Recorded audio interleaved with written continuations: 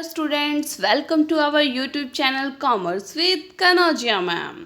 तो स्टूडेंट्स, आज का जो हमारा टॉपिक है वो है फाइनल अकाउंट्स का प्रॉफिट एंड लॉस अकाउंट्स का फॉर्मेट और एक उसका इलिस्ट्रेशन। ये है चैप्टर नंबर 11 की वीडियो नंबर 2 यानी पार्ट नंबर 2। तो स्टूडेंट्स चलो आ जाइए, स्टार्ट हो जाते हैं। देखिए, profit and loss account. According to Professor Carter, a profit and loss account is an account in which all gains and losses are collected in order to ascertain the excess of gain over the losses or vice versa। यानी कि सारे जो जब which all gains and losses are collected, gains जो भी हमारे को income हुई है, लॉस जो भी हमारा खर्चा हुआ है, वो सब एक जगह पे कलेक्ट किया जाता है। ठीक है, इन ऑर्डर टू असर्टेन, किस लिए? निकालने के लिए द एक्सेस ऑफ गेन, कि हमारे पास कितना ज़्यादा गेन है हमारे लॉसेस के ऊपर, यानी कितनी इनकम ज़्यादा है हमारे एक्सपेंडिचर के ऊपर। ठीक है, ये निकालने के लिए हम क्या करते हैं? प्रॉफिट एंड लॉस बनाते हैं, प्रॉफिट एंड लॉस अकाउंट बनाते हैं। अब देखिए क्यों इम्पोर्टेंस है, क्या नीड है पीएनएल अकाउंट की यानी प्रॉफिट एंड लॉस अकाउंट की। फर्स्ट देखिए, टू असर्टेन नेट प्रॉफिट और नेट लॉस, नेट प्रॉफिट और नेट लॉस को निकालने के लिए, क्योंकि इससे देखो जो हमने पिछला करा था ट्रेडिंग अकाउंट से ग्रॉस प्रॉफिट और ग्रॉस लॉस निकलता था, लेकिन पीएनएल अकाउंट से नेट प्रॉफिट और नेट लॉस निकलता है। ठीक है students. Second one is comparison with previous years profit, पुराने साल के प्रॉफिट और इस साल के करंट ईयर के प्रॉफिट को दोनों को क्या करने के लिए? आपस में उनका कंपैरिजन करने के लिए, फिर ये देखने के लिए कि इस साल प्रॉफिट कम हुए हैं या ज़्यादा हुए हैं और वो क्यों हुए हैं। अगर ज़्यादा हुए हैं तो वो भी किस कारण से हुए हैं, फिर वो देखेंगे कि भाई कोई अच्छा कारण है, उसको हम आगे फॉलो करेंगे। और अगर कोई मतलब कि नेगेटिव प्रॉफिट आया, मतलब कि उससे कम आया, पिछले साल से कम आया है, तो क्यों कम आया है उसको सही करने की कोशिश करेंगे। ठीक है। Third one is control on expenses पे कंट्रोल करेंगे। जब हमें पता चलेगा कि इस बार प्रॉफिट कम हो रहे हैं और एक्सपेंस ज़्यादा हो रहे हैं, क्योंकि पुराने एक्सपेंसेस से, जैसे प्रीवियस ईयर के एक्सपेंसेस से, जैसे प्रीवियस ईयर के प्रॉफिट को क्या किया था? कंपैरिजन किया था, ऐसे ही प्रीवियस ईयर के एक्सपेंसेस को भी हम क्या करेंगे? करंट ईयर के एक्सपेंसेस से कंपेयर करेंगे और फिर निकालेंगे कि ज़्यादा एक्सपेंस हो रहे हैं तो उसको कैसे कंट्रोल किया जाए। ठीक है students. Fourth one is helpful in preparation of balance sheet, balance sheet को बनाने के लिए इसका काम आता है, क्योंकि नेट प्रॉफिट को ही हम आगे ट्रांसफ़र करते हैं बैलेंस शीट में। कैसे होता है बैलेंस शीट में? किसी को पता हो तो, कि कैपिटल लिखते हैं, कैपिटल में नेट प्रॉफिट ऐड करते हैं, अगर लॉस हो नेट लॉस तो नेट लॉस माइनस कर देते हैं, और इसमें से कैपिटल में से माइनस करते हैं ड्राइंग। ठीक है, कोई भी उसकी पर्सनल ड्राइंग है या फिर कोई उसकी LIC है, लाइफ इंश्योरेंस पॉलिसी खुद ओनर की होती है। ठीक है, यानी प्रॉपर्टी की, तो उसकी होगी तो वो उसके लिए ड्राइंग होगी, इसलिए उसकी कैपिटल में से वो माइनस हो जाएगी। ठीक है स्टूडेंट्स। चलो अब हम स्टार्ट करते हैं प्रॉफिट एंड लॉस अकाउंट का फॉर्मेट। देखिए स्टूडेंट्स, ध्यान से देखते जाना। देखो, profit and loss account for the year ending, ऊपर डेबिट साइड ये रहा, क्रेडिट साइड ये रहा। ठीक है, जैसे हमने बताया था कि ट्रेडिंग अकाउंट में सारी कौन सी एंट्री आनी थी? प्रोडक्शन से पहले के सारे खर्चे उसके अंदर आने थे, ओपनिंग स्टॉक उसमें आना था, परचेज उसमें आनी थी, सेल उसमें आनी थी। ठीक है, ये और क्लोजिंग स्टॉक उसमें आना था। और जो बची हुई यानी कि प्रोडक्शन जब हो गया, फाइनल गुड्स प्रिपेयर्ड हो गई, उसके बाद का जो भी खर्चा है वो किस में आएगा? प्रॉफिट एंड लॉस अकाउंट में। ठीक है स्टूडेंट्स। चलो देखो कौन कौन से खर्चे हैं भाई। देखो, सबसे पहले या तो अगर ग्रॉस लॉस हुआ था तो यहाँ से यहाँ पे ट्रांसफर होकर यहाँ पे आ जाएगा ग्रॉस लॉस। ट्रेडिंग अकाउंट में अगर ग्रॉस लॉस आया तो यहाँ पे आ जाएगा, और अगर प्रॉफिट आया होगा ग्रॉस प्रॉफिट तो यहाँ आ जाएगा। ठीक है, फर्स्ट ऑफ ऑल तो यही आ गया। अब देखो ऑफिस एक्सपेंसेस आएंगे और सेलिंग एंड डिस्ट्रीब्यूशन एक्सपेंसेस आएंगे। ठीक है, क्योंकि देखो जब एक चीज मैन्युफैक्चर हो गई है, प्रोडक्ट एक बार मैन्युफैक्चर हो गया है, तो उसके बाद के खर्चे क्या होते हैं, जो ऑफिस जो इसकी मैनेजमेंट कर रहा है उसके खर्चे होंगे, और आगे उसको डिस्ट्रीब्यूट करने के और सेल को इंक्रीज करने के लिए एडवर्टीजमेंट एक्सपेंसेस होंगे, वो होंगे। ठीक है, तो सेलिंग के हो गए एडवर्टीजमेंट टाइप के, और डिस्ट्रीब्यूशन के हो गए ट्रांसपोर्ट के। ठीक है, तो जो इस टाइप के खर्चे होंगे वो सारे इनके अंदर आएंगे। ठीक है स्टूडेंट्स, चलो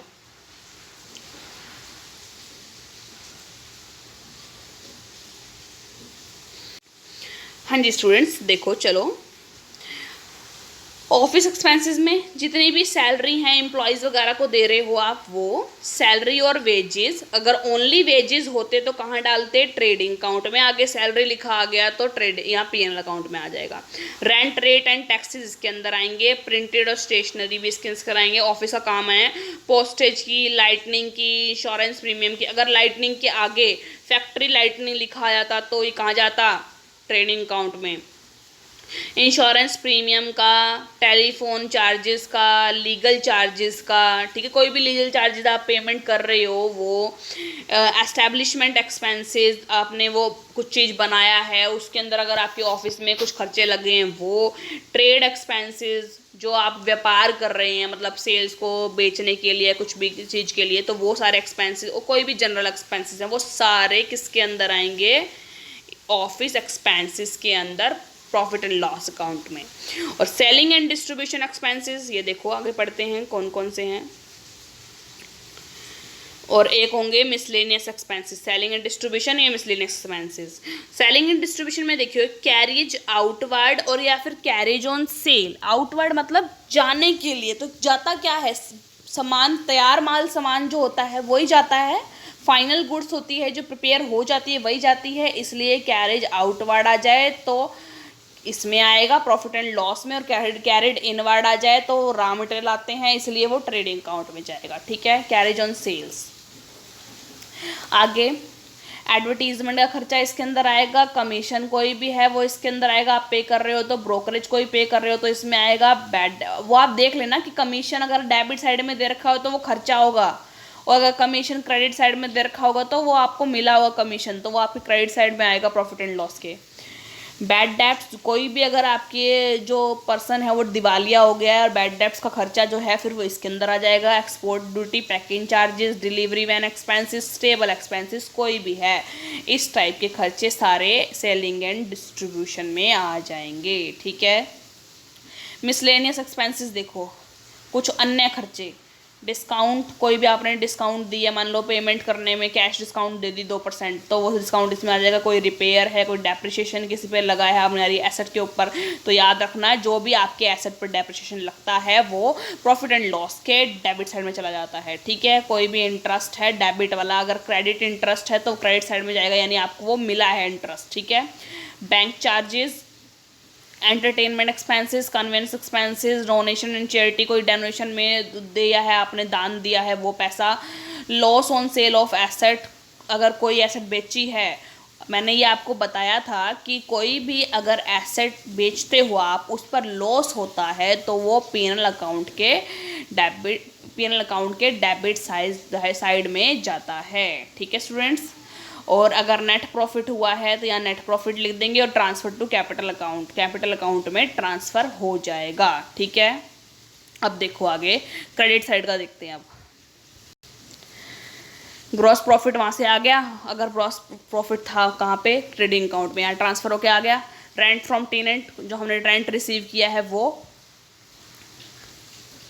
और